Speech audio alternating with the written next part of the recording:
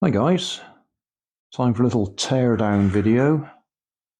I bought this USB hub, probably off eBay, a while ago. If I can find a link to the postbag video, I'll put that in the video description. Anyway, it's worked absolutely fine since I bought it, up until about a week ago. And then it started playing up. Intermittently, it would lose the memory card that I plugged into it.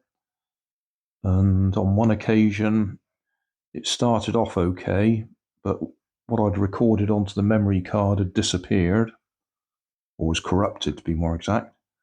And other times it just doesn't recognize anything. And if I wobble it around a little bit, the memory card appears and disappears. So I'm guessing either this lead has got a break in it somewhere, or the solder connection is faulty. So we'll see if we can get it apart.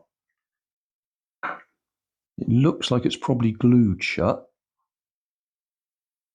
or welded shut. Oh, I've got a bit of movement.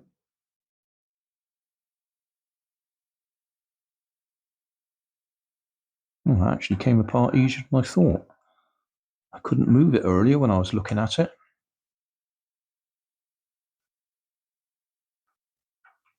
But yes, we appear to be in. Okay.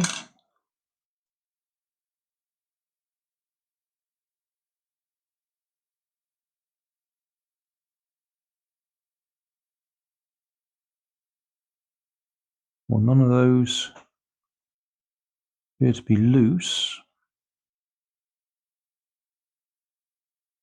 I suppose I could put a meter on it and try and, oh, that'd be awkward trying to get in there to get to the other end of the wires. Oh, yeah, that will be difficult. Let's just look, see if there's anything else obvious. Well, that one looks like it's got no solder on it. That one doesn't look like it's got much on it. That one looks a bit loose.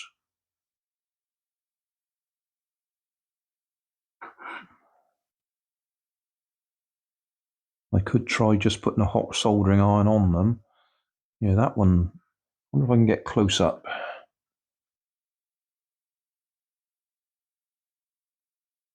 Too close, I think. Right there. Yeah, got a little bubble on there. Not that the little bubble's causing a problem, but it just indicates the soldering wasn't quite right. That's got a little bubble on it as well. So looking at the other side,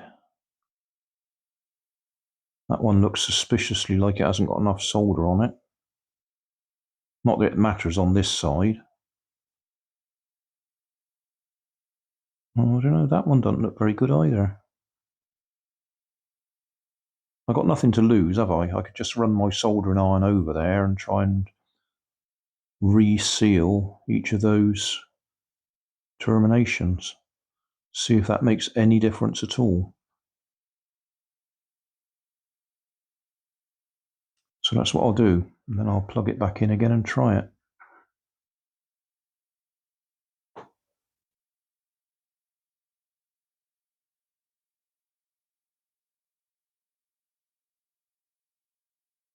And to be honest, they don't look like a problem. But as I say, just wobbling this around did make a difference.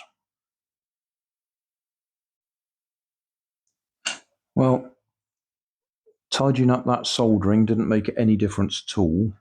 But now that I got the cover off it, when I plug it in, I can actually feel that that chip is getting very hot. So I would guess what's happened. I leave this plugged in 24 hours a day, 7 days a week. In other words, continuously. So I think it's just overheated and died.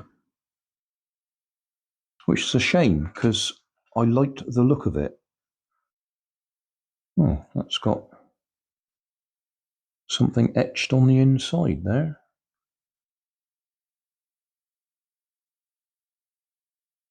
Interesting.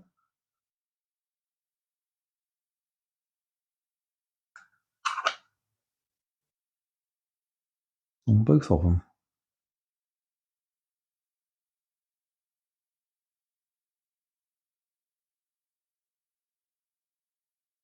That looks like FDQ in reverse.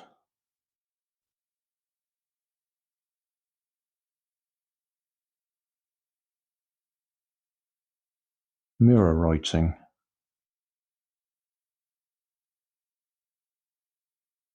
Well, I wonder what that means. Anyway, yeah, it looks like that's died. So I'm going to have to get myself another one. Because the whole purpose of using these was to ensure that I didn't kill the USB ports on the computer by regularly plugging and unplugging things. If we have that plugged into the USB and then do me plugging and unplugging in here, if these wear out or go faulty, then I can just replace it by a new one. Yeah, well, that's disappointing. So say if I can find the original postbag video where I did the unboxing, I'll put it in the video description. I don't expect there's any hope of actually sending this back to where I bought it from and get it replaced.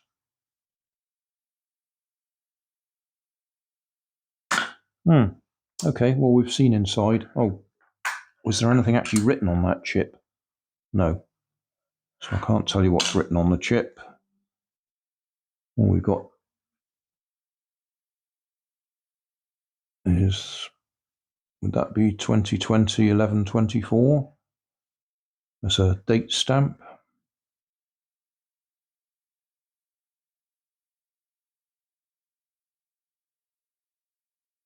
Nothing on the other side. Yeah. So that one's going in the bin. Thanks for watching. Don't forget to like and subscribe and leave us a comment so we know how we're doing.